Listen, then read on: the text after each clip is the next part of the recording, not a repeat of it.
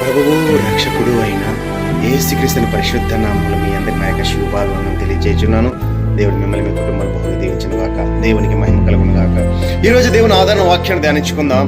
హెబ్రీయులకు రాసిన పత్రిక 6వ అధ్యాయము 4వ వచనం.